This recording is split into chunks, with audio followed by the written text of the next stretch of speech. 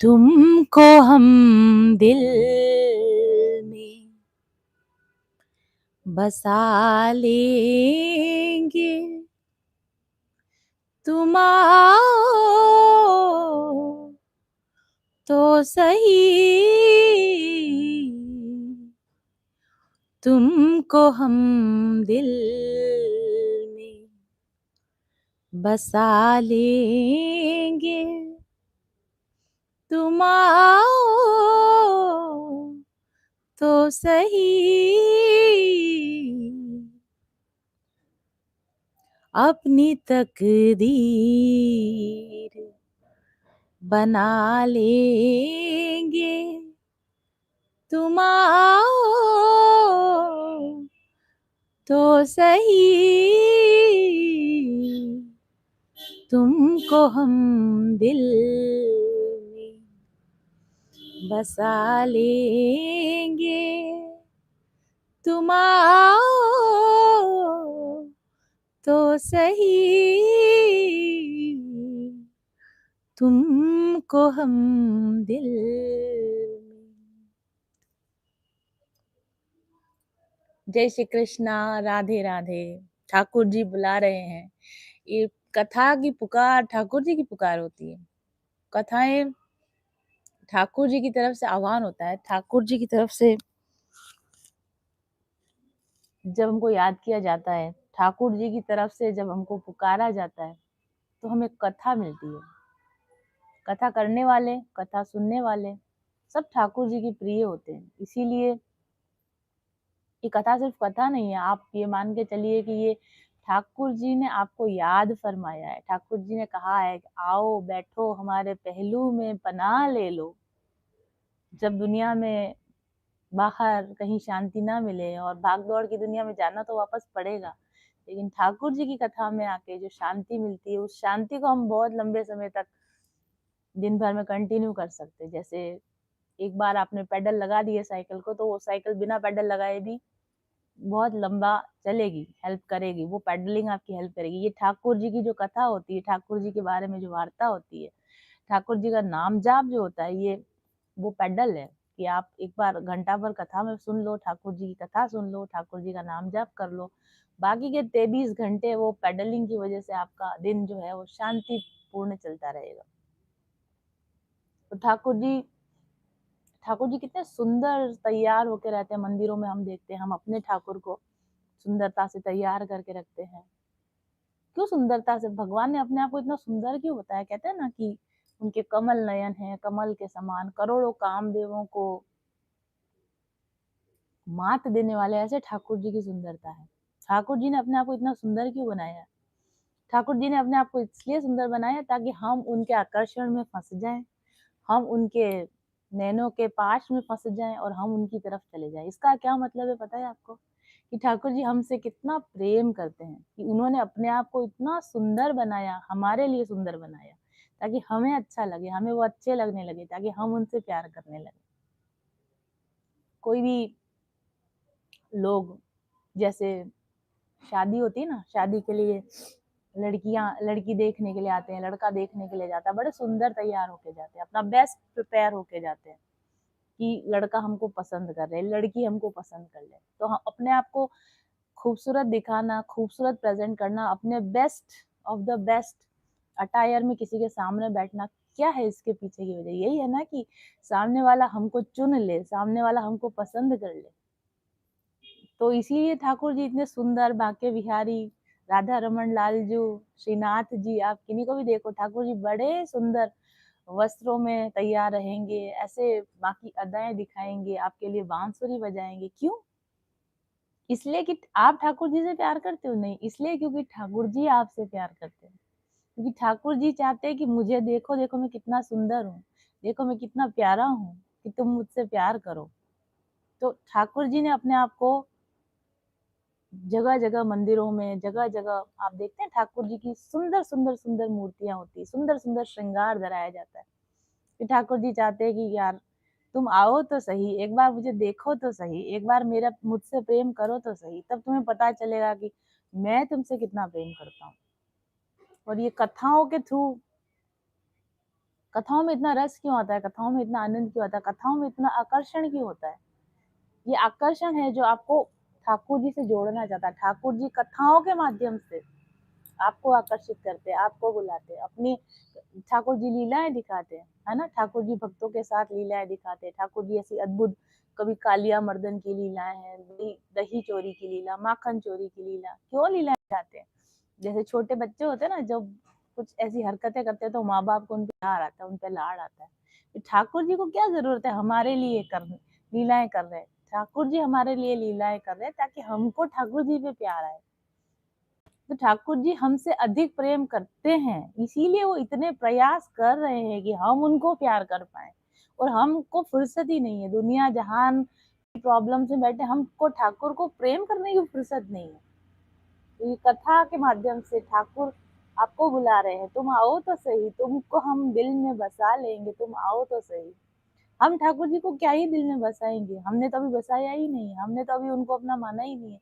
उन्होंने हमको अपना मान रखा है, इसलिए वो हमको बुलाते रहते हैं, कथाओं के माध्यम से बुलाते हैं, मंदिरों में हमको बुलाते हैं, क्योंकि वो हमसे बहुत प्यार करते हैं।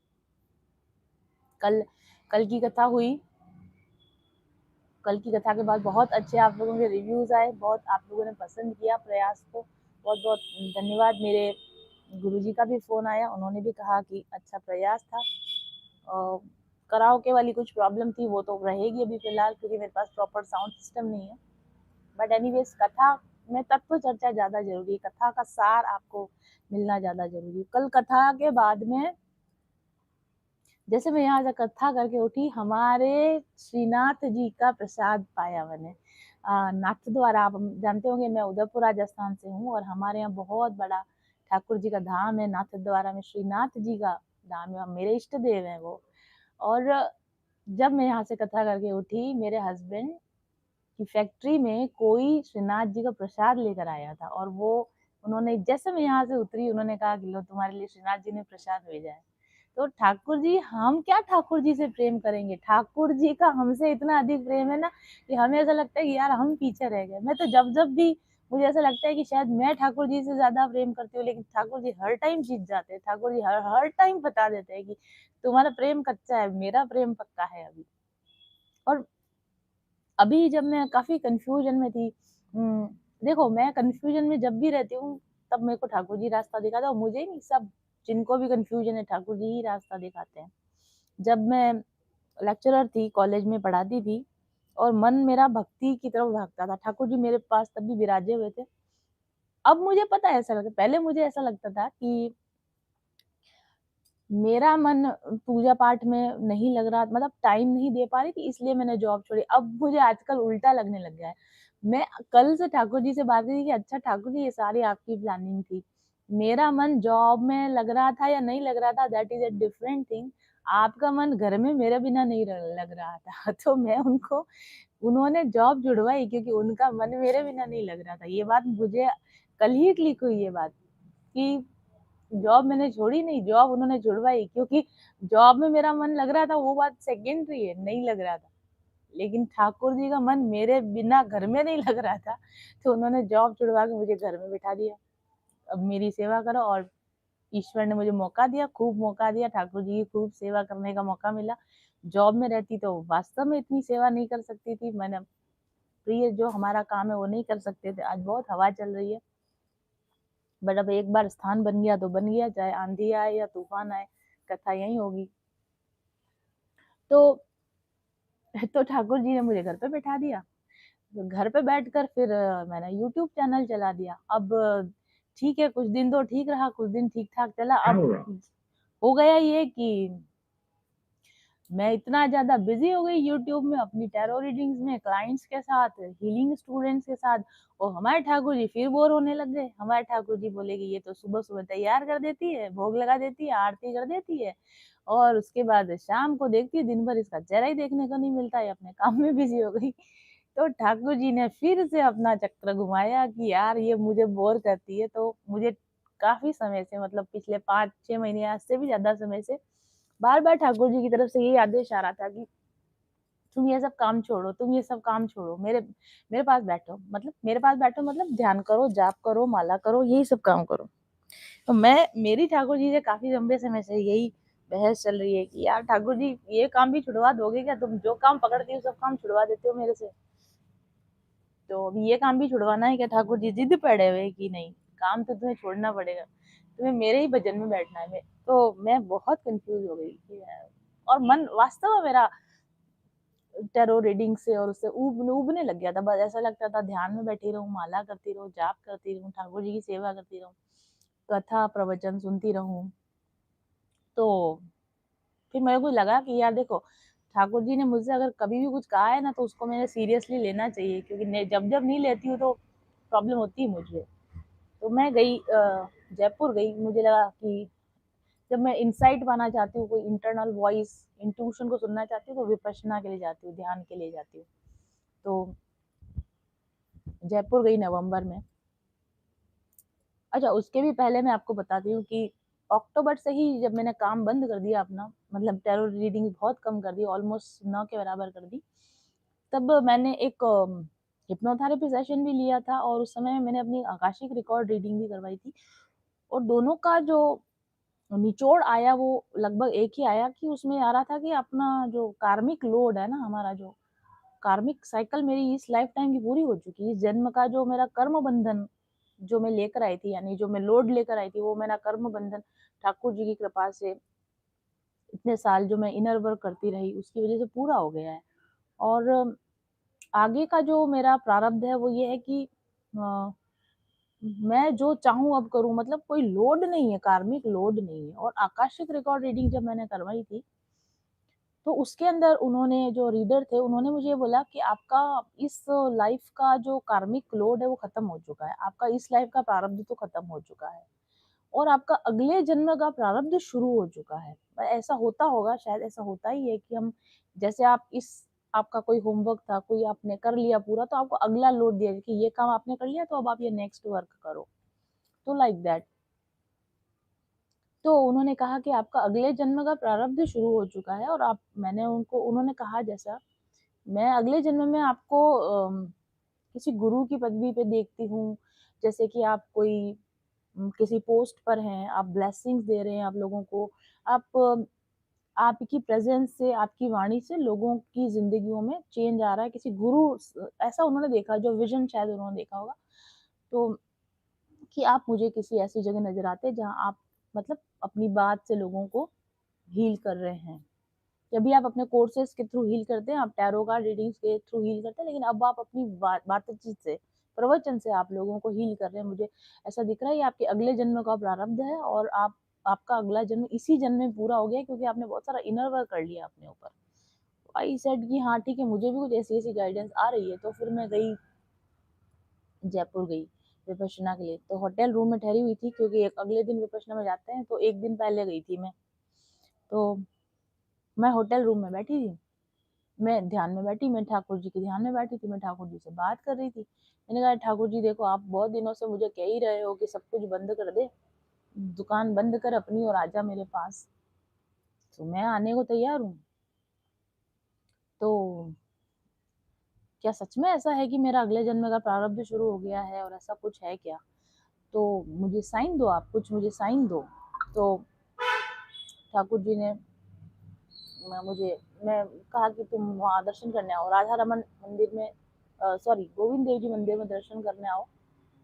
मैंने ठाकुर जी को बोला कि मैंने कहा देखो ठाकुर जी, दर्शन तो मैं वैसे भी करूँगी आपके, लेकिन अगर जो मेरे मन में बात आ रही है कि मुझे फिर से एक बार, जैसा कि आपने बोला आपकी सेवा में ही रहना है, तो अगर ये बात सच है, तो मैं कथा करने जब मैं दर्शन करने आऊँ तो कोई भी मुझे वहाँ से आपके सामने से ना हटाना चाहिए। अगर आप ये चाहते हो कि आप मेरे सामने रहो और मैं आपके सामने रहूँ, तो गाइडेंस में मतलब मुझे संकेत ये चाहिए कि आप मैं आपके दर्शन करूँ तो कोई मुझे आपके सामने से ना हटाए।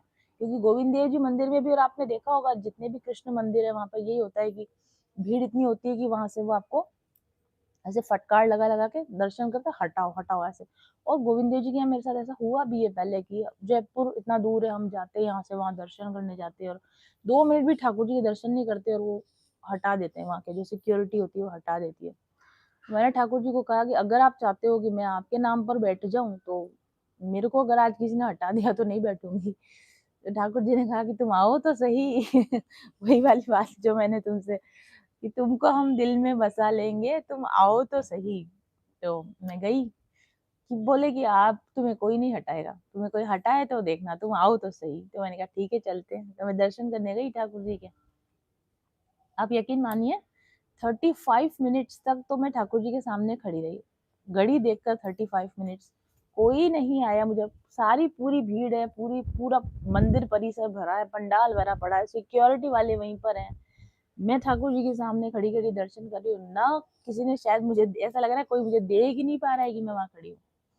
तो संकेत मिला 35 मिनट के बाद, मुझे खुद हटना पड़ा। मैंने कहा ठाकुर जी बहुत दर्शन दे दिया, अब मेरे पैर दुख रहे हैं, मैं पीछे जाके बैठ रही हूँ।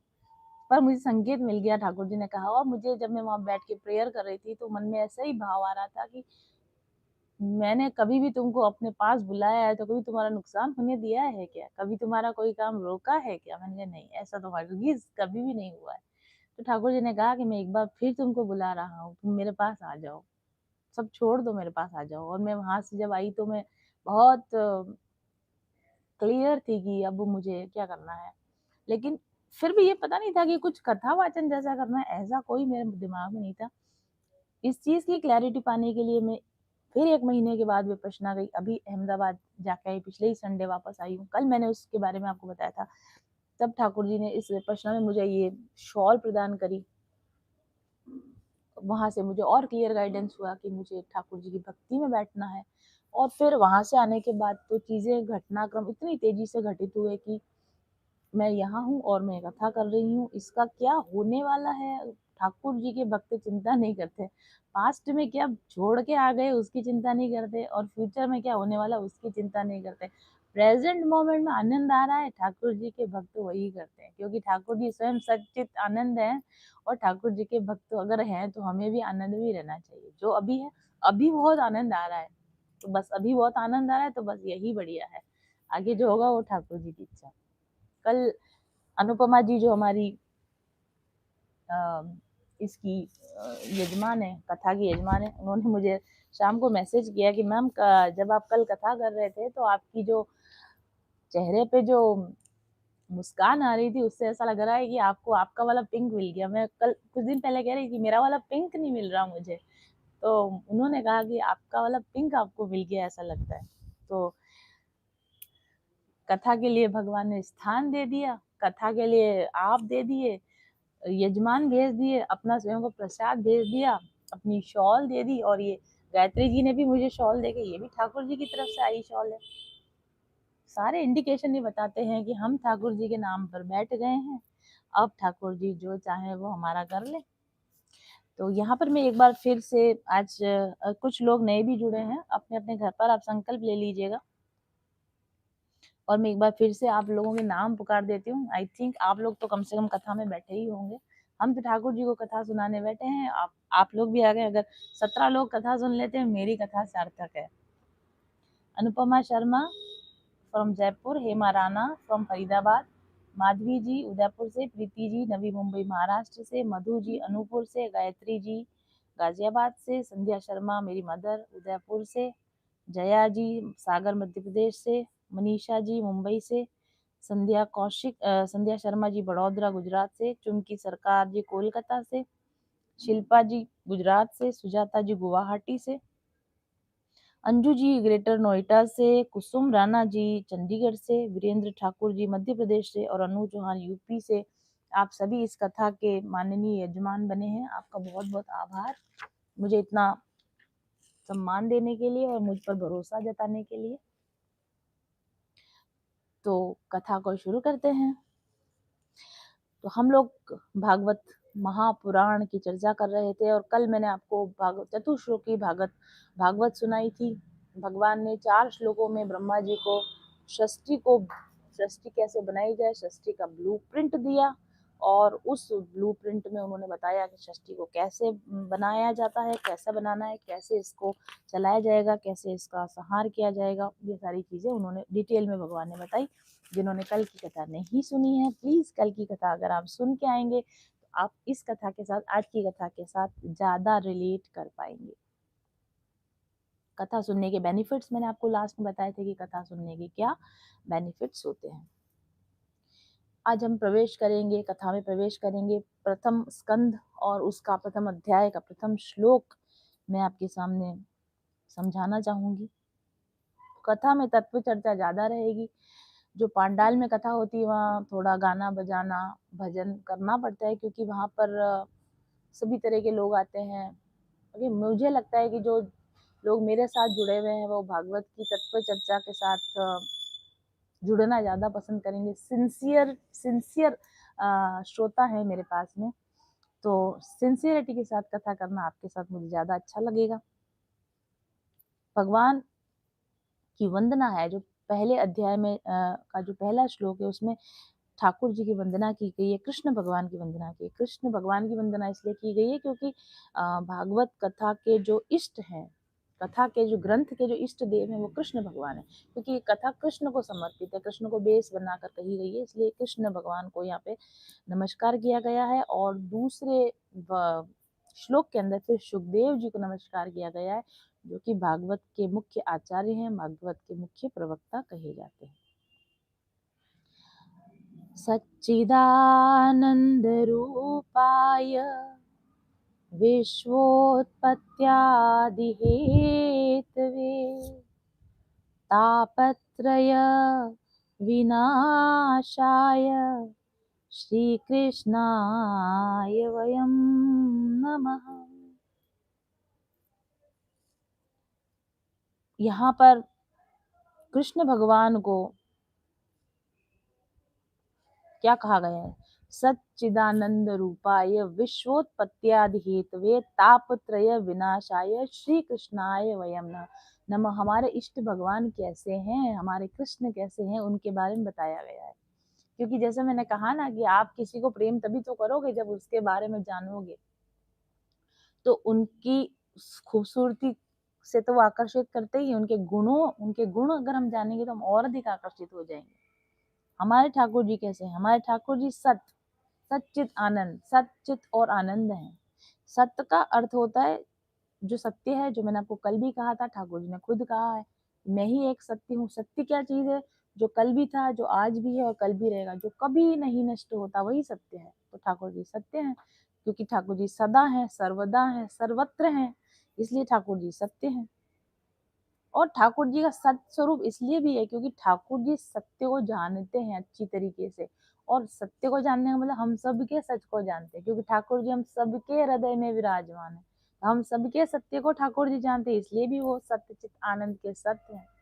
हम सबके हृदय में विराजमान, हम सबके हृदय की बात को जानने वाले। हम दुनिया भर से कुछ भी झूठ बोल लें, दुनिया भर में कुछ भी अपने मुखौटे लगा के घूम ले, ठाकुर जी से कुछ छुपा नहीं है, क्योंकि अपने अंतरात्मा से कुछ छुपा नहीं है। हम अपने आप हम भी तो सत्य है, क्योंकि हम अपने आप से कुछ नहीं छुपा है, हमसे अपने आप से कुछ नहीं छुपा है। आप दुनिया में झूठ बोल के आ जाओगे, धोखा दे के आ जाओगे, इसलिए आपका स्वभाव भी सत्य है। आपका, हमारा जो आत्मा का स्वभाव है वो भी सत्य है, क्योंकि आत्मा सत्य को जानती है। जैसे ठाकुर जी सत्य को जानते हैं, जैसे हम आत्मा, परमात्मा के अंश आत्मा, हम भी सत्य हैं, क्योंकि हम सत्य को जानते हैं। हम बोले ना बोले, माने ना माने, सत्य हमारा हृदय जानता है। और ठाकुर जी इसलिए भी सत्य हैं क्योंकि ठाकुर जी के सामने हम जो जिससे हम प्रेम करते हैं ना, उसके सामने हम सत्य बोलते हैं। सत्य भाषण किसके सामने किया जाता है? जिससे हम सच बोलते हैं। लोग जिससे प्यार करते हैं ना, उससे झूठ नहीं बोल पाते। कोई आपसे प्यार करता है कि नहीं करता है, इसका क्या परिभाषा है, इसका क्या संकेत है? क्या वो आपके सामने झूठ बोल पाता है? क्या वो आपको धोखा दे पाता है? अगर कोई आपको धोखा दे पा रहा है, आपसे झूठ बोल पा रहा है, आपसे चीजें छुपा पा रहा है, मतलब वो आपसे प्यार नहीं करता। और आप देख लो कि अगर आप जेन्युइन भक्त हो ठाकुर जी के ना, तो आप दुनिया से फिर झूठ बोल आओगे, लेकिन ठाकुर जी के सामने आप आके कन्फेस कर दोगे कि यार ठाकुर जी ये गड़बड़ हो गई, ये मिस्टेक हो गई। वैसे भी तुम्हें सब पता है, लेकिन मैं बता देता हूँ कि मुझे ये प्रॉब्लम हो रही है, मेरा ऐसा मन नहीं है, मेरा ऐसा मन है। ठाकुर जी के सामने अपनी सारी मन की बात हम खोल के रख देते हैं। अपना सत्य ठाकुर जी के सामने स्वयं हम उजागर कर देते। ठाकुर जी के सामने हम झूठ बोल ही नहीं सकते, क्योंकि जिससे हम प्रेम करते हैं उससे हम झूठ नहीं बोल सकते। ये आप देखना मेरी लाइफ में भी ऐसे लोग हैं, वो मुझसे ये कहेंगे कि हम आपसे झूठ नहीं बोल सकते, हम आपसे प्रेम करते हैं इसलिए हम आपसे झूठ नहीं बोल सकते। कोई आपसे प्रेम करता होगा तो आपसे झूठ नहीं बोल सकेगा। इसलिए भी ठाकुर जी सत्य है, क्योंकि हम ठाकुर जी से प्रेम करते हैं और हम अपने सच को और किसी के सामने बताए ना बताए, हम ठाकुर जी के सामने सत्य को बताते हैं। तो प्रिय के सामने सत्य को प्रकट किया जाता है और ठाकुर जी हमारे प्रिय हैं और हम अपना सत्य इनके सामने प्रकट करते हैं, इसलिए ये हमारे लिए सत्य है। और कल भी किसी ने एक मधु जी ने शायद पूछा था, विग्रह की सेवा करती हूँ, विग्रह की सेवा, मूर्ति की सेवा, क्या ठाकुर जी विग्रह में है? क्या ठाकुर जी सच में है? जब ठाकुर जी ने कल ही कह दिया था कि मैं हर एक चीज में हूँ, हर वस्तु में मैं हूँ, तो क्या विग्रह में नहीं होंगे, मूर्ति में नहीं होंगे?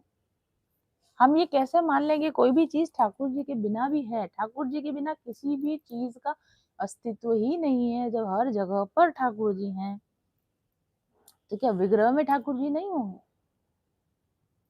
जिस विग्रह की हम सेवा करते हैं वो जड़ मूर्ति नहीं होती है, विग्रह में डिवाइन ऊर्जा होती है, ठाकुर जी की ऊर्जा होती है।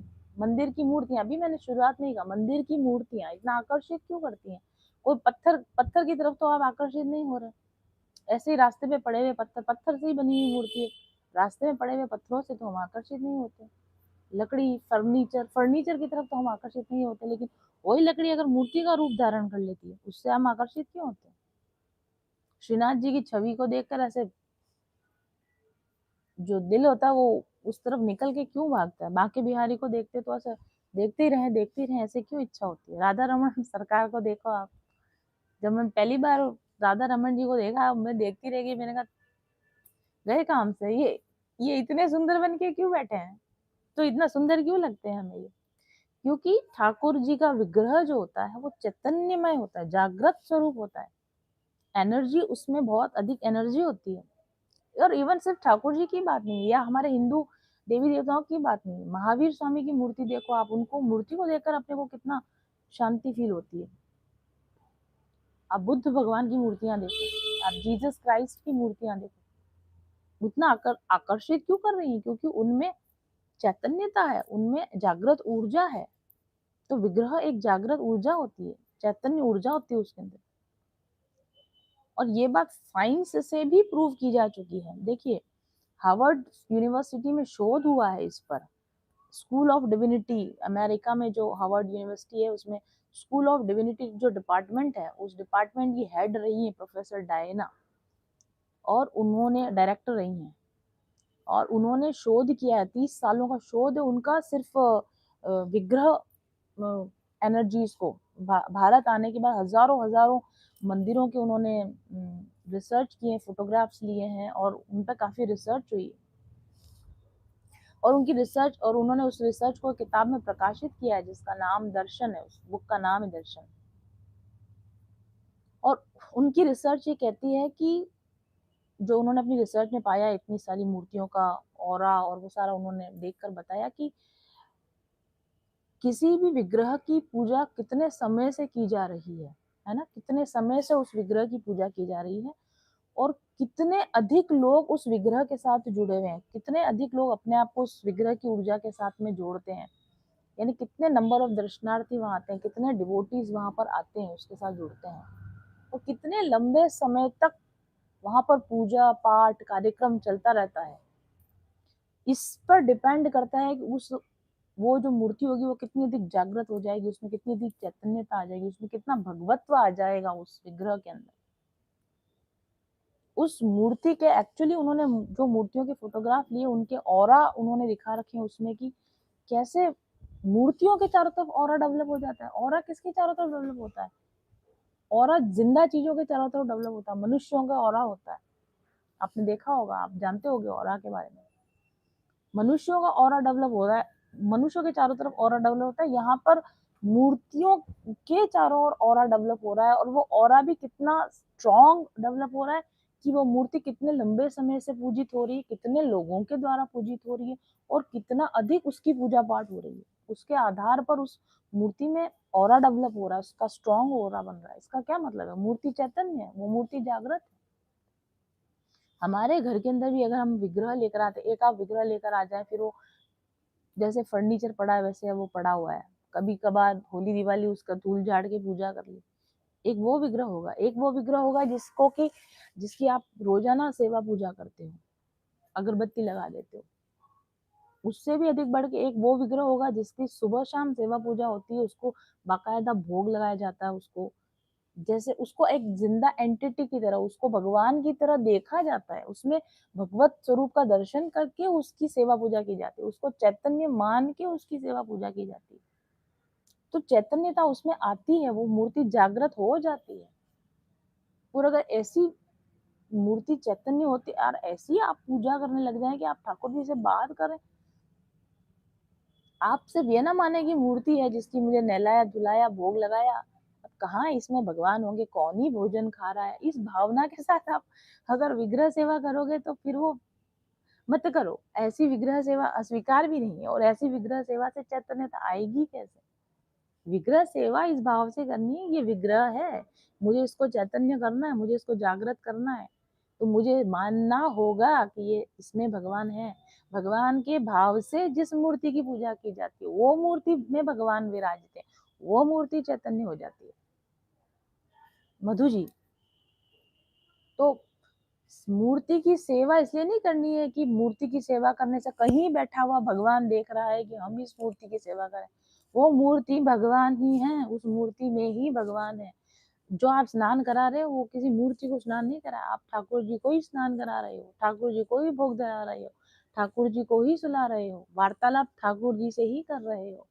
फिर देखो कि वो मूर्ति में कैसी चैतन्यता आती है। वो मूर्ति आपसे बात करने लगेगी, वो मूर्ति अपने मनोभाव आपके सामने दिखाएगी। हमारे ठाकुर जी, मैंने आपको अभी आपके सामने मैंने प्रत्यक्ष उदाहरण बताया, नौकरी छुड़ा के घर में बैठाया, उनका अकेले मन नहीं लगता। टैरो कार्ड रीडिंग छुड़ा के कथा में बैठा दिया, उनका अकेले मन नहीं लगा। ये मूर्ति चैतन्य हो चुकी है, इनमें ठाकुर जी भी राजते हैं। ये ठाकुर जी इतने चैतन्य हो गए कि राधा रानी से विवाह कर लाए, बताए आप। हमारे घर में राधा रानी अभी 2 साल होंगे इनको, ठाकुर जी इतने चैतन्य हो गए कि वो राधा रानी से ब्याह कर लाए उनको। क्या आप इनको मूर्ति कहोगे? तो ये एक सच्चिदानंद सत है, चाहे वो मूर्ति में है तो भी वो सत है, और वैसे भी वो सत है। और दूसरा जो शब्द आता है भगवान के लिए वो है चित। चित का मतलब होता है जो सब कुछ जानता है, जो सब कुछ डॉक्यूमेंट कर रहा है, जिसके अंदर सब कुछ रिटन है, पास्ट प्रेजेंट फ्यूचर, सबके मन की बात, सबके अंदर क्या चल रहा है, कहाँ घटना घटी, कब घटी, क्या घटी, सारा डॉक्यूमेंटेशन जिसके पास है, सारा रिकॉर्ड जिसके पास है, वो चित। और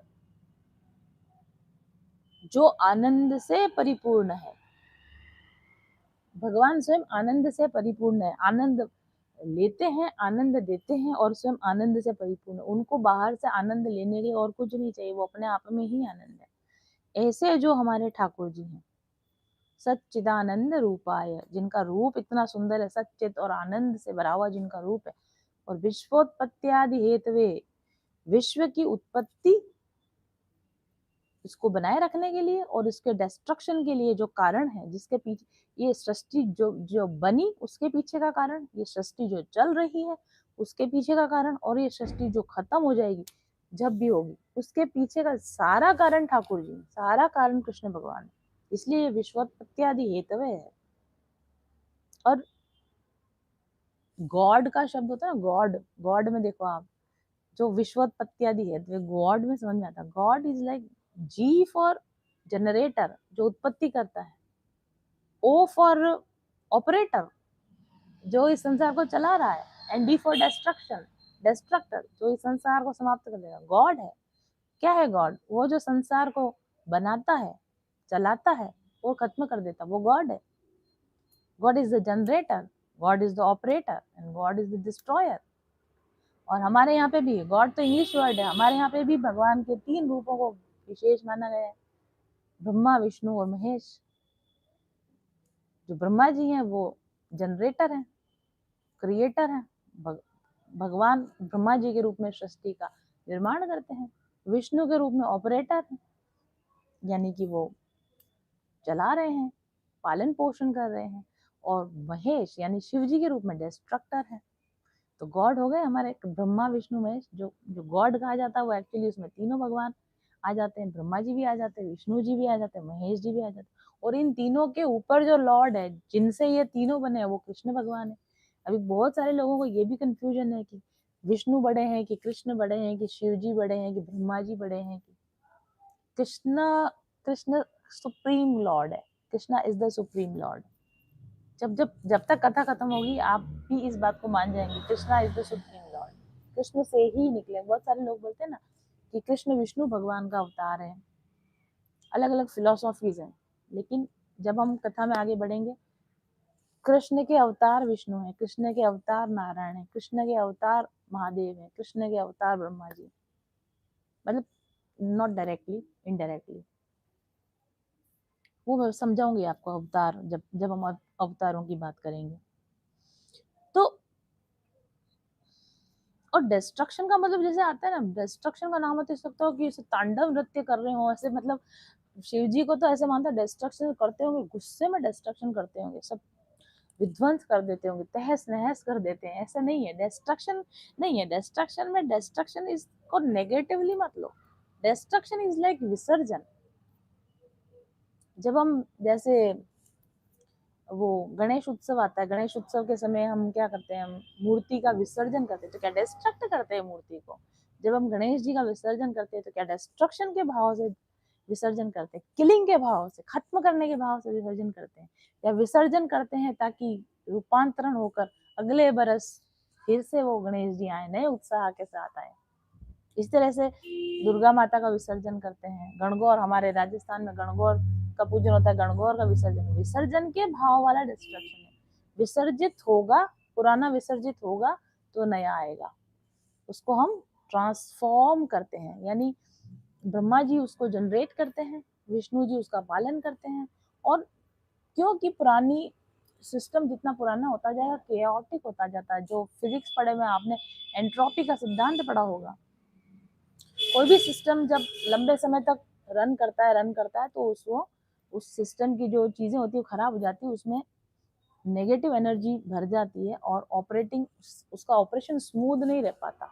और ठीक से काम, जैसे मशीनें भी होती है ना, पुरानी मशीनें फिर खड़खड़ आवाज करेगी, भड़बड़ आवाज करेगी, कभी यहाँ से खराब हुआ, वहां से खराब हुआ, आज ये बटन खराब हो गया, आज ये लाइट खराब हो गई, होता है ना ऐसा। फिर हम कहते हैं ना अब ये बहुत पुरानी हो गई, या तो इसको रिपेयर करो या फिर नई लाएंगे। तो सृष्टि का भी वही नियम है, क्रिएशन होता है, ऑपरेशन होता है, लंबे समय तक सृष्टि चलती है, एंड देन उसमें एंट्रोपी आ जाती है, डिस्ट्रक्ट केओटिक एनर्जी उसके अंदर भर जाती है, तब फिर भगवान को लगता है कि इसको हटाओ, नया बनाएंगे। तो पुराने का विसर्जन होता है और नए का निर्माण होता है। तो जिसमें ये तीनों गुण है वो कृष्ण है। अब जिसमें ये तीनों गुण है मतलब जिसमें ब्रह्मा का भी गुण है, जिसमें विष्णु का भी गुण है, जिसमें शिव का भी, और गुण उसी में होंगे ना, जो धारण करने वाला जो है उसी में से जो निकलेगा उसी के तो गुण होंगे। तो विष्णु के गुण कृष्ण में है, शिव के गुण भी कृष्ण में है, ब्रह्मा के गुण भी कृष्ण में है। इसका मतलब सोर्स ब्रह्मा विष्णु में है, इसका सोर्स कौन है? कृष्ण है। तो इसलिए हमारे जो कृष्ण भगवान है वो विश्वोत्पत्त्यादि हेतु हैं, जो जनरेट भी करते हैं, ऑपरेट भी करते हैं, डिस्ट्रॉय भी कर देते हैं। तो डिस्ट्रॉय करते हैं रिक्रिएशन के लिए, क्रिएट करते हैं, ऑपरेट करते हैं, डिस्ट्रक्ट करते हैं मतलब विसर्जित करते हैं, और फिर उसी विसर्जन में से रिक्रिएशन करके आते हैं। तो वे कारण है सृष्टि के उत्पन्न होने का भी और सृष्टि के लय होने का भी। कल भी हमने देखा था, उन्होंने कहा कि जो कुछ भी निकलता है वो भी मुझ में से निकलता है, और जब अंदर आता है सब मेरे अंदर ही लय हो जाता है। तो विश्व की उत्पत्ति का भी कारण वे हैं, और विश्व के होने का भी कारण वे हैं, और विश्व के लय का भी कारण वे हैं। इसलिए ऐसे हमारे कृष्ण भगवान। और तापत्रय विनाशाय, 3 प्रकार के दुखों का नाश कृष्ण भगवान करते हैं। और 3 ही प्रकार के ताप, 3 ही प्रकार के दुख दुनिया में होते हैं। दैहिक, दैविक और भौतिक बोलते हैं उनको, या फिर आध्यात्मिक, आधिदैविक और आधि भौतिक। 3 तरह के प्रॉब्लम्स, जितनी भी परेशानियां है ना उनको आप कैटेगरी करोगे तो 3 ही कैटेगरी निकलेंगे, आध्यात्मिक, आधिदैविक, आधि भौतिक। 3 तरह के प्रॉब्लम्स है, 3 ही तरह के प्रॉब्लम्स है, जितनी भी प्रॉब्लम्स है वो 3 ही तरह की हैं। और वो तीनों तरह की प्रॉब्लम से श्री कृष्ण भगवान विनाश करते हैं, उनका विनाश करते हैं। ऐसे हमारे कृष्ण भगवान है। आध्यात्मिक, आध्यात्मिक जो मन से जुड़ी हुई चीजें, मन से जुड़ी हुई चीजें, आत्मा से जुड़ी हुई जो चीजें हैं, जन्म लेना, मरना, इसके कारण पाप पुण्य हो रहा है, भय हो रहा है ना, चिंता आ रही है, अवसाद आ रहा है, मन के जितने भी रोग हैं, मन के सारे रोगों का लय कर देते कृष्ण भगवान। आप कृष्ण में मन लगा लोगे तो आपकी भय, चिंता, डिप्रेशन, अवसाद सब चला जाता है, बिकॉज ही इज आनंद रूप। आप जिसकी संगति में रहते हो उसकी संगति के गुण आएंगे, वो स्वयं आनंद रूप है, तो आपके मन के रोग कहाँ रहने देंगे वो। तो आध्यात्मिक जितने भी आपकी बीमार और उसके अलावा आदि भौतिक मतलब शरीर से जुड़ी हुई जितनी भी बीमारियां हैं, जैसे थकान रह रही है, नींद आ रही है, ठीक है, या फिर रोगों से बार बार इन्फेक्शन ज्यादा होते हैं, आपकी रोग प्रतिरोधक क्षमता कम होती है, काम करने की क्षमता कम होती है, प्रोडक्टिव पावर कम होती है, आप कृष्ण की भक्ति में जुड़ोगे, आपके आदि भौतिक जो प्रॉब्लम्स है वो दूर होनी शुरू हो जाएंगे। आज सुबह मेरे योगा इंस्ट्रक्टर सर है दीपक जी, वो मुझे देख रहे थे लाइव, तो कह रहे थे कि मैं आपको सजेस्ट करूंगा कि आप बहुत ज्यादा वर्क कर रहे हो, तो आप थोड़ा वर्क कम कर दो, क्योंकि आप थक जाओगे, आपके शरीर की कैपेसिटी के हिसाब से ही काम करो। मैंने उनको कहा कि सर जो आप मुझे भी काम करते हुए देख रहे हो ना, ये मेरी कैपेसिटी का 1/3 काम ही है, एक्चुअली अभी तो मैं बहुत कम काम कर रही हूँ। तो बोले अच्छा इसको आप कम काम कह रहे हो, मैंने कहा ये तो बहुत कम काम है, इससे पहले मैं और ज्यादा काम करती थी और उसके पहले मैं और ज्यादा काम करती थी। कैपेसिटी जो होती है ना, मतलब शायद हो सकता है मैं अभी ज्यादा काम कर रही हूँ, आई डोंट नो, या पहले कम कर रही थी, ज्यादा कर रही थी, लेकिन काम का बोझ कि मैं काम कर रही हूँ ऐसा लोड नहीं आ रहा। तो शरीर के लेवल पर वो लोड नहीं आता है जब आप कृष्ण से जुड़े होते हो, भक्ति से जुड़े होते हो, भक्ति के काम कर रहे हो, है ना, भगवान से रिलेटेड आप काम कर रहे होते हो, तो आपके शरीर पर वो लोड नहीं आता है, आपके शरीर से रोग भाग जाते हैं, आपके शरीर की प्रतिरोधक क्षमता बढ़ जाती है, ये एक्चुअली होता है। मैं आज से 25 साल पहले जब मेरा इतना नाम जाप वगैरह नहीं था, मैं बहुत बीमार रहती थी, मतलब हर 15 दिन में बुखार आ जाता था। जब से मैंने नाम जाप करना शुरू किया, मैंने देखा है कि मेरी जो बीमार होने की जो फ्रिक्वेंसी वो कम कम कम और कम कम होती जा रही है। तो ऐसा होता ही है। और तीसरा आदि दैविक का मतलब जो आपदाएं आती है ना, नेचुरल कैलामिटीज, प्राकृतिक आपदाएं, जैसे कोई कहीं सुनामी आ रहा है, कहीं साइक्लोन आ रहे हैं, कहीं अर्थक्वेक्स आ रहे हैं, इसका तो कोई कंट्रोल नहीं कर सकते, लेकिन इनसे भी भगवान हमें बचाते हैं। आप देखो कि आप कई जगह पर हमको ऐसे उदाहरण मिलेंगे कि कोई भक्त था तो उसकी भगवान ने कैसे इन सब चीजों से रक्षा करी। तो बहुत सारी ऐसी चीजें जो प्रारब्ध में तो लिखी हैं कि हमारे प्रारब्ध में है तो हमको भोगना तो पड़ेगा। ऐसा नहीं कि भगवान प्रारब्ध को खत्म कर देते, भगवान की भक्ति से प्रारब्ध खत्म नहीं हो जाता। जो प्रारब्ध में लिखी हुई जो आपदा आनी लिखी है, जो प्राकृतिक आपदा अगर आनी लिखी है या रोग कोई आना लिखा है, वो आएगा, क्योंकि वो आपके प्रारब्ध में आप लेकर आए हो। लेकिन ठाकुर जी की भक्ति करते हुए जो आप प्रारब्ध भोगोगे ना, वो बहुत डिफरेंट तरह का फील होगा। आपको ऐसा फील होगा कि तूफान आया और गुजर गया, आपने उसको विटनेस किया, आपने उसको साक्षी किया, लेकिन वो आप पे उतना नेगेटिव इफेक्ट नहीं डाल पाया, वो आपको उतना तोड़ नहीं पाया, वो आपको उतना दुखी नहीं कर पाया जितना कि एक्सपेक्टेड था। कोई भी चीजें अगर आप ठाकुर जी के साथ में भक्ति कर रहे हो, उस समय कोई दुख आ गया, कोई फाइनेंशियल परेशानी आ गई, कोई शारीरिक रोग आ गया, कोई रिलेशनशिप में कोई प्रॉब्लम आ गई, लेकिन आप ठाकुर जी के साथ जुड़े हुए हो ना, तो वो होगा। लेकिन वो लेकिन वो ना इजीली निकल जाओगे, जैसे आप स्लाइड कर जाओगे, स्मूथली आप उस चीज में से नेविगेट कर जाओगे, इजीली निकल जाओगे। जैसे बारिश आ रही बहुत तेज और आपके पास में छतरी है, तो आप भीगोगे नहीं, बारिश तो आपके ऊपर भी उतनी गिर रही है जितनी दूसरी जगह गिर रही, पर क्योंकि आपके ऊपर छतरी छाया है तो आप उससे नहीं भीगोगे। इसी तरह से जब हम ठाकुर जी की भक्ति करते हैं, ठाकुर जी का हाथ हमारे सर पे होता है, तो हम गुजर रहे हैं उन्हीं परिस्थितियों से, पर वो परिस्थितियां हमें उतने परेशान नहीं करेंगी। इसलिए हमारे ठाकुर जी ऐसे हैं, और इन्हीं ठाकुर जी की हम आगे कथा में चर्चा करेंगे। सच्चिदानंद रूपाय विश्वोत्पत्त्यादि हेतवे तापत्रय विनाशाय श्री कृष्णाय वयम नमः। ऐसे हम ठाकुर जी को बारंबार प्रणाम करते हैं, जो सचित और आनंद है, जो विश्व की उत्पत्ति और उसके लय का कारण है, जो तीनों प्रकार के तापों का विनाश कर देते हैं। ऐसे सुंदर प्यारे आकर्षक ठाकुर जी की भक्ति हमको मिले, इनका प्रेम हमको मिले, इनका सानिध्य हमको मिले, इनकी कथा हमको मिले, इनको हम बारंबार प्रणाम करते हुए आगे बढ़ेंगे कथा में। और ये बात भी सच है कि जैसे जैसे आप ठाकुर जी के होते जाएंगे, जैसे जैसे आप ठाकुर जी की कथा में उतरते जाएंगे, वैसे वैसे आप खुद भी वैसे होते जाएंगे, क्योंकि हम जिसकी सानिध्य में रात दिन रहते हैं ना, तो कहते हैं ना संगत का असर होता है। ठाकुर संगत का असर होता है तो संगत ठाकुर जी की करे ना, फिर हम भी सच्चित आनंद रूपाए हो जाएंगे। और तापत्रय विनाशय, आती रही चीजें जाती रहे, हमारे आनंद में कोई कमी ना आए, ऐसे हम हो जाएंगे, शांति में हम आ जाएंगे। तो भागवत कथा हमको क्या करवाती है? और भागवत कथा एक्चुअली ठाकुर जी का ही रूप है, वांग्मय स्वरूप कहते हैं। ठाकुर जी जब गए यहाँ धराधाम से गए, तो अपना सारी एनर्जी, अपनी सारी पावर इस भागवत कथा के अंदर देकर गए। तो भागवत कथा अगर जब चलती रहेगी, तो भागवत कथा आपको क्या करवाती है? भागवत कथा आपको तीनों तरह के दुखों से दूर करेगी, आपको आनंद में स्थापित करेगी, आपको शांति में स्थापित करेगी और अवेयरनेस में लेकर आएगी, जागृति में लेकर आएगी। जैसे कि भगवान स्वयं है, सच को जानते हैं, ऐसे सत्य को जानने वाले आप भी हो जाएंगे। सारी सत्य की नॉलेज हो जाएगी, सृष्टि के बारे में, भगवान के बारे में, स्वयं के बारे में, जीवन के बारे में, सारी सत्य की जानकारी इस कथा के माध्यम से आपको हो जाएगी। तो ऐसे हमारे भगवान है और ऐसी हमारी भागवत कथा है, जिसका कि हम आगे रसास्वादन लेना शुरू करते हैं। और ये बात अभी हम साइंस के बेसिस पर लेकर आते हैं इस चीज को, सच्चित आनंद की हम जो बात करते हैं। जब आप कथा में होते हैं, या जब आप भक्ति कर रहे होते हैं, जब आप विग्रह सेवा कर रहे होते हैं, जब आप नाम जाप कर रहे होते हैं, एक्चुअल में आपका नर्वस सिस्टम बैलेंस होता है।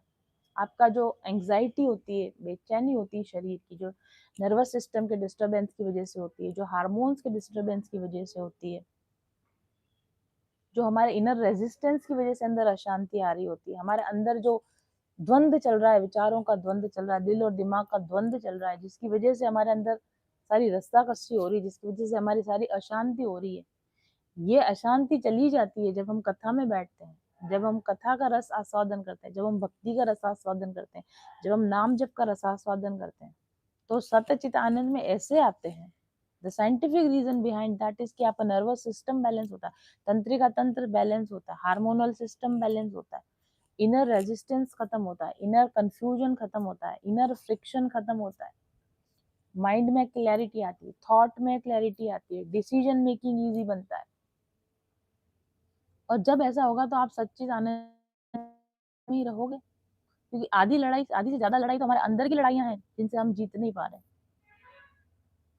और जब एक तो हम कथा सुनने जाए कि हाँ ठीक है कथा सुनने जा रहे, लेकिन एक हम ये कथा सुनने बैठे, एक हम ये भक्ति में आए, एक इस वजह से नाम जप में आए कि मैं अपने अंदर की हीलिंग कर रहा हूँ। कथा इज अ हीलिंग, कथा इज अ हीलिंग मोडालिटी, विग्रह सेवा, भगवान की सेवा इज अ हीलिंग मोडालिटी, नाम जाप इज अ हीलिंग मोडालिटी।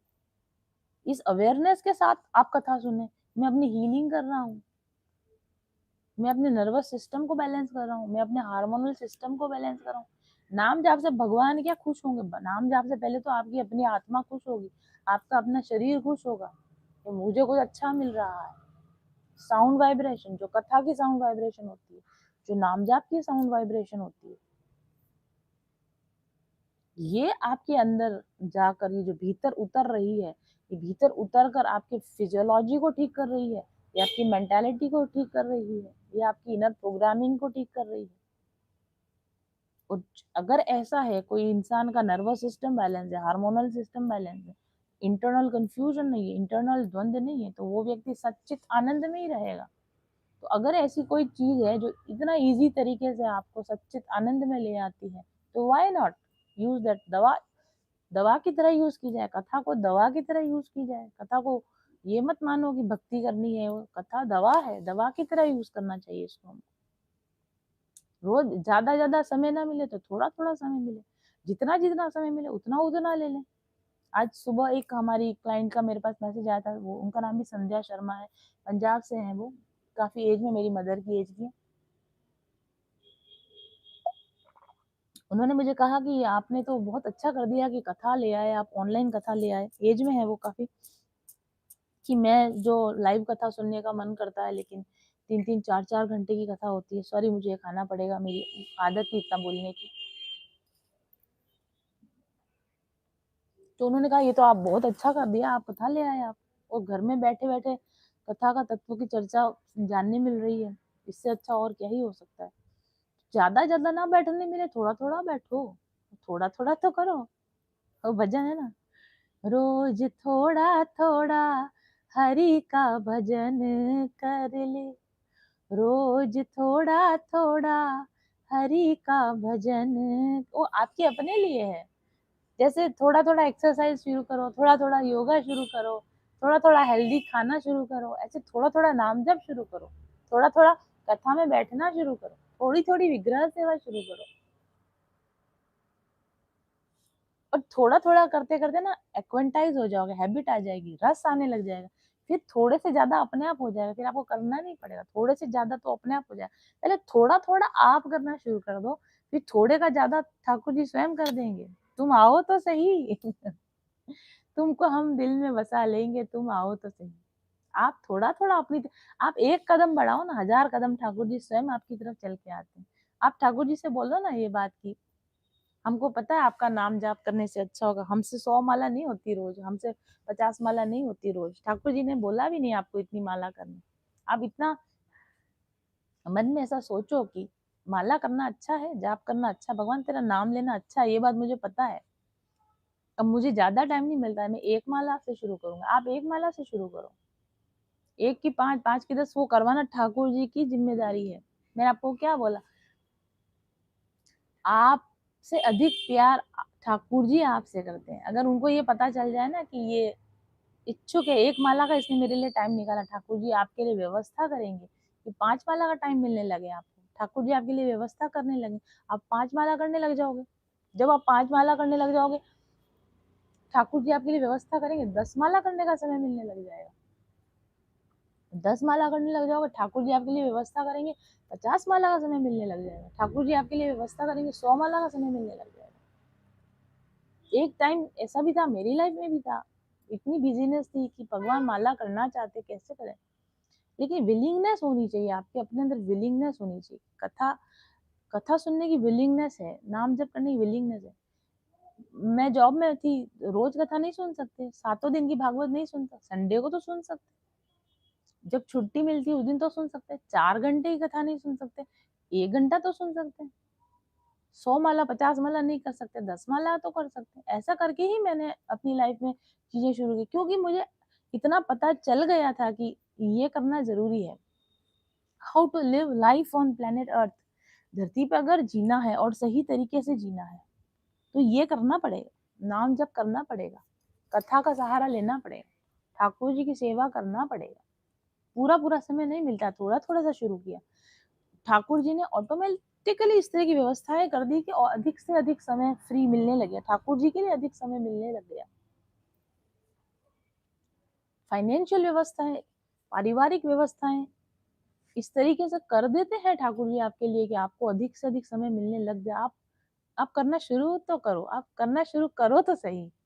आपको मैं मैं आपको अपनी बात बताती हूँ। आज आज सो कल कल जब मैं कथा कर रही थी, शुरू कर रही थी, मैं अपनी जो मेरी कुक आती हैं, उनको मैंने बोला कि पुष्पा भाई, अब मैं कथा करूँगी, तो आपको ज़्यादा अलर्ट रहना पड़ा। वो बोले कि अरे तो आप करो ना, आपके पास और काम क्या है? क्योंकि ईश्वर ने मेरे को कथा करने से पहले मुझे इतना फ्री किया। मुझे खाना बनाने की टेंशन नहीं करनी है, मुझे घर की साफ-सफाई की टेंशन नहीं करनी है। बल्कि ऐसा हमेशा से तो नहीं था।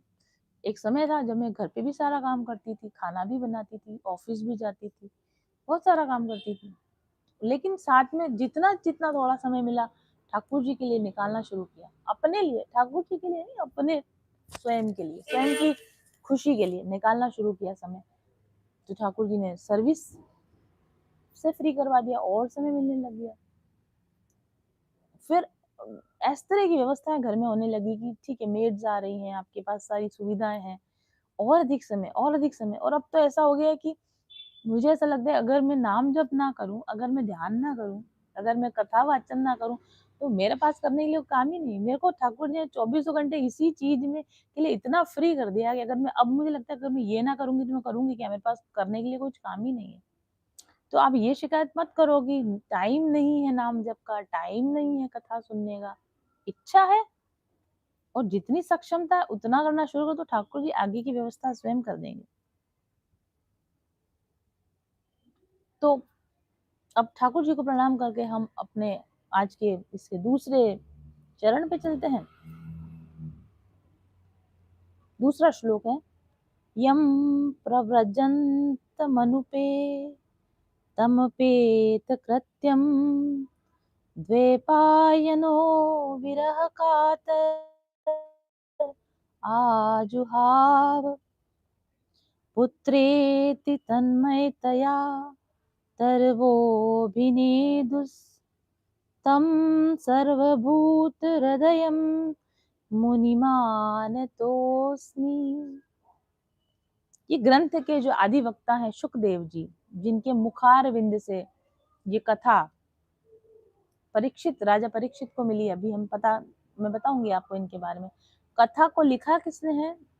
वेद व्यास जी ने लिखा है, और वेद व्यास जी के पुत्र हैं शुकदेव जी।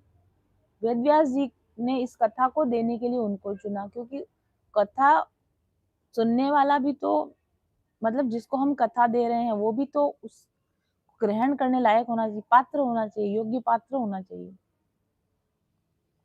तो कथा उन्होंने लिख दी, लेकिन कथा अपने पास रखी, किसी को दी नहीं उन्होंने। और फिर जब उनको पात्रता नजर आई अपने पुत्र के अंदर, सुखदेव जी के अंदर उनको पात्रता नजर नजर आई, तो उन्होंने वो कथा सुखदेव जी को दी।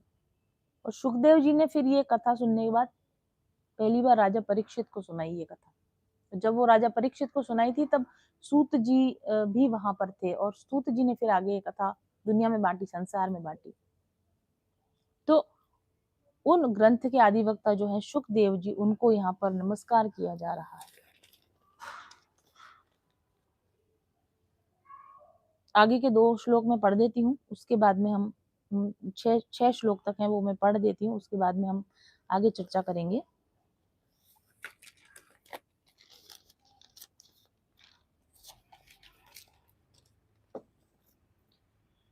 नैमिषे सूतमासीन मभिवाद्य महामतिं कथामृतं रसास्वादं कुशलं शौनको ब्रवीत्।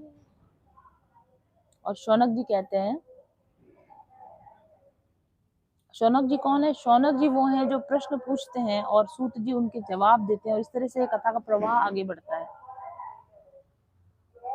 अज्ञान ध्वांत विध्वंसम कोटि सूर्य समप्रभम सूताख्याहि कथा सारम मम कर्ण रसायनम भक्ति ज्ञान विरागाप्तो विवेको वर्धते महान् माया मोह निराशश्च वैष्णवे क्रियते कथम् इह घोरे कलौ प्रायो जीवश्चासुरतागतः क्लेशाक्रान्तस्य तस्यैव शोधने किम परायणम।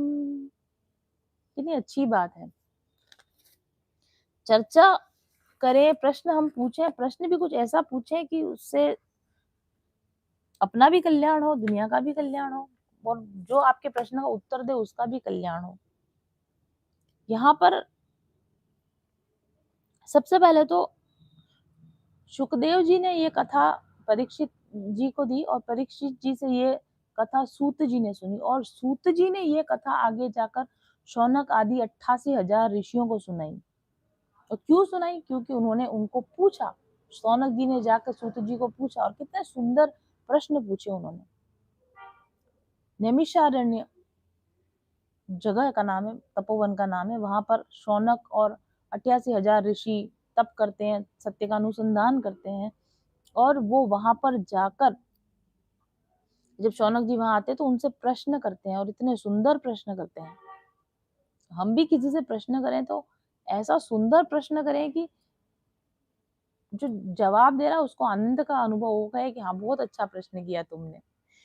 मेरे पास भी कई बार आते हैं ना क्लाइंट्स के, तो क्वेश्चन आते हैं तो मैं एक बार उसको सुनती हूँ, फिर मैं सोचती हूँ कि मैं इसका क्या ही जवाब दूँ, फिर मैं छोड़ देती हूँ, नहीं जवाब देती हूँ।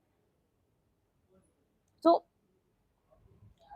जो यहाँ पे क्या कह रहे हैं, देखिए वो क्या कह रहे हैं, शौनक जी क्या कह रहे हैं, अज्ञात ध्वांत, अज्ञान का नाश हो, विध्वंस कोटि सूर्य समप्रभ, और ज्ञान के प्रकाश से, आपके ज्ञान के प्रकाश से या कथा के ज्ञान के प्रकाश से हमारे अज्ञान का अंधकार हो। कथा सारम, हमें कथा का सार दीजिए। कथा तो अंतहीन है, हरि अनंत, हरि कथा अनंता। सारी कथा तो नहीं सुना पाएंगे, फॉर अ टाइम बिंग आप हमारे बीच में आए हैं, सारी कथा तो नहीं सुना पाएंगे, कथा का सार हमको दीजिए। और आगे वो कहते हैं कर्ण रसायनम, रसायन के जैसा। रसायन क्या चीज होती है, रसायन केमिकल। आयुर्वेद के अंदर 3 तरह के दवाइयां होती हैं। आयुर्वेद में 3 तरह की मेनली दवाइयां दी जाती है। एक तो भस्म दी जाती है, आप लोग जानते होंगे थोड़ा बहुत आयुर्वेद। एक काष्ठ दवाइयां दी जाती है, काष्ठ होता है उनका जो मूल रूप होता है वो काष्ठ रूप होता है। और तीसरी तरह की जो दवाइयां दी जाती है वो रस रूप दवाइयां दी जाती है ना। भस्म रूप दवाइयां होती है ना, जिसको जलाकर उसकी जो राख होती है उससे दवा बनती है, वो भस्म दवाई कहलाती है। स्वर्ण भस्म होती है, ताम्र भस्म, लौह भस्म, रजत भस्म, सब तरह की भस्म होती है, एक भस्म दवाई होती है। दूसरी तरह की टाइप होती है काष्ठ दवाइयां, जिसमें जैसे अर्जुन की छाल हो गई, नीम की छाल हो गई, है ना, जैसे दालचीनी हो गई, ये सब छाल वाली दवाइयां होती है जिनके चूर्ण बना के देते हैं, ये चूर्ण बना के दिया जाती है। और तीसरी तरह की दवाइयां होती है रस। रस का मतलब था एसेंस, जिसमें उसका एसेंस निकाल लिया, सत्व निकाल लिया जाता है। और भस्म और काष्ठ और रस तीनों में जो सबसे असरकारक दवाई होती है वो रस होती है। सबसे ज्यादा फास्ट इफेक्टिव कौन सी होती है, रस। इसीलिए वो क्या कह रहे हैं, कर्ण रसायनम, डायरेक्टली हमको वो वाली दवा दो आप। मतलब कथाओं में भी कौन सी कथा दो, जैसे आयुर्वेद दवा में सबसे फास्ट दवा कौन सी है, रस। तो उसी तरह कथाओं में हमको वो दवा दो जो रस के जैसा काम करे, ऐसी कथा दो जो रस के समान कार्य करे, तुरंत इफेक्टिव हो, फास्ट इफेक्टिव हो। जैसे अंग्रेजी दवाइयां भी हम लोग लेते हैं ना, तो उसमें भी आप एक तो आप ट्यूब लगाते हो, ऊपर से लगाने वाली दवाई होती है, एक टैबलेट होती है खाने वाली, और डायरेक्ट इंजेक्शन होता है जो इंट्रावेनस इंजेक्शन लगता है। तो मरीज की बहुत ज्यादा हालत खराब होती है तो क्या दिया जाता है उस समय, उसको अगर पेस्ट लगाने नहीं बैठते हैं उस समय, उसको गोली देने नहीं बैठते, डॉक्टर तुरंत बोलता है इमरजेंसी में ले जाओ, कैनुला लगाओ, कैनुला फिट करो, इंजेक्ट करेंगे, इंट्रावेनस लगेगा। क्यों? क्योंकि वो डायरेक्ट इंजेक्शन जो है वो क्या है, डायरेक्टली सबसे फास्ट इफेक्ट करने वाला टेक्निक है। उसी तरीके से जैसे अंग्रेजी दवाइयों में इंजेक्शन सबसे ज्यादा फास्ट इफेक्टिव है, जैसे आयुर्वेदिक दवाइयों में रस सबसे ज्यादा इफेक्टिव है, वैसे कथाओं में सबसे ज्यादा इफेक्टिव कौन सी कथा है, भगवान कृष्ण की कथा, भगवत महापुराण। तो वो कहते हैं कि हमें कर्ण को रसायन दो, कथा का रसायन दो जो फास्ट इफेक्ट करे, तुरंत इफेक्ट डाले। और आगे वो क्या कहते हैं, भक्ति ज्ञान विरागाप्तो विवेको वर्धते महान, जो ऐसी कथा सुनाओ, ऐसा सार सुनाओ जिससे हमारी भक्ति बढ़े, हमारा ज्ञान बढ़े, वैराग्य बढ़े हमारे अंदर, विवेक का वर्धन हो, अच्छे बुरे का ज्ञान हो, माया और मोह का विनाश हो, और हम प्योर वैष्णव बने, शुद्ध वैष्णव बने, शुद्ध भक्त बने, ऐसी हमको कथा सुनाओ। और साथ में वो कहते हैं यह घोरे कलो प्रायो जीवश्चा सुरता गतम क्लेश क्रांतस्य तस्य विशोधने किम परायणम। इस कली काल में, क्योंकि ये जो कथा लिखी गई है उस समय में कलयुग आने वाला है, कलयुग का एंट्री होने वाली है। और जो ऋषि मुनि है ना वो बड़े करुणामय होते थे, साइंटिस्ट होते थे, रिसर्चर्स होते थे, लगातार रिसर्चेस करते रहते थे कि ऐसी क्या चीज की जाए कि लोगों का दुख दूर हो जाए। असली ऋषि जो होगा, असली भक्त जो होगा, उसका एक ही चिंता करेगा, तापत्रय विनाश है तो वो कर चुका है, अपना खुद का तापत्रय विनाश तो कर चुका होता है, उसका अपना खुद का कोई दुख नहीं होता। शुद्ध भक्त का, शुद्ध ऋषि का अपना कोई दुःख नहीं होता। उसको जो दुःख है दुनिया का देखकर उसको दुःख होता है। लोगों को देखकर उसको दुःख होता है। तो वो चाहता है कि हमारे लिए नहीं बताओ, जो शौनक जी जो प्रश्न पूछ रहे हैं अपने लिए नहीं पूछ रहे। वो तो ऑलरेडी ऋषि हैं, वो तो ऑलरेडी शुद्ध भक्त हैं। उन्होंने अपने तापत्रय का तो विनाश कर लिया है। वो दुनिया के लिए शौनक जी को प्रश्न पूछ रहे हैं कि ये कली काल के अंदर ये जो ऐसे जीव आएंगे, क्लेश से भरे हुए हैं, दुख से भरे हुए हैं, इनको मुक्ति देने के लिए इनके लिए क्या उपाय है, इनकी शुद्धि के लिए, उनकी मुक्ति के लिए, उनके आनंद के लिए क्या उपाय है। ऐसा उपाय बताओ जो कली काल के जीवों के अंदर शांति, खुशी, आनंद स्थापित कर सके, उनके अंदर माया मोह का नाश कर सके, उनके अंदर विवेक की स्थापना कर सके, उनके अंदर भक्ति, ज्ञान और वैराग्य की स्थापना कर सके। ऐसे किसी रसायन को दीजिए, ऐसे किसी कथा अमृत को दीजिए, ऐसे किसी कथा सार को दीजिए, ऐसे किसी कथा रसायन को हमको दीजिए। और इस सुंदर प्रश्न के ऊपर शौनक जी अब जो आगे कह रहे हैं वो इस कथा क्रम में हम आगे पढ़ेंगे, कल देखेंगे उस चीज को हम। इस कथा के अंदर क्या बताया गया आगे इस पूरी कथा में, क्योंकि प्रश्न जो पूछा गया उसी अकॉर्डिंग आंसर आएगा। तो आगे कथा में क्या है ये हमें प्रश्न करने से ही पता चल जाएगा कि आगे कथा में क्या है। जो पूछा गया है उसी का जवाब दिया जाएगा। पूरी भागवत ग्रंथ क्या है, पूरी भागवत कथा क्या है, जो इन 4 सवालों का जवाब है। अज्ञान का नाश करेगी ये कथा, भक्ति, ज्ञान और वैराग्य को उत्पन्न करेगी, विवेक को उत्पन्न करेगी, माया और मोह का नाश करेगी, और कलयुग के जो क्लेश है, कलयुग के जो दुख है उनका शमन करेगी, चित्त की शुद्धि करेगी, विवेक की जागृति करेगी। ऐसा कल्याणमयी मार्ग है श्रीमद् भागवत पुराण। कृष्ण की प्राप्ति का साधन क्या है, प्रश्न पूछा उन्होंने। वैष्णवे क्रियते कथम, विष्णु, भगवान विष्णु को, कृष्ण को पाने का साधन क्या है, भगवान कृष्ण को कैसे पाए, उस साधन को बताया गया है इस कथा के अंदर। आगे की कथा अब हम कल करेंगे। और अंत में भजन करने की मेरी इच्छा है, चाहे वॉइस कैसी भी आए, आई डोंट केयर। एक भजन के साथ ही हम आज की कथा को विराम देंगे। जो लोग आप लोगों ने जिन्होंने वो ले रखा है, संकल्प ले रखा है, अगर आप आरती करना चाहें तो आप यहाँ से आरती कर सकते हैं।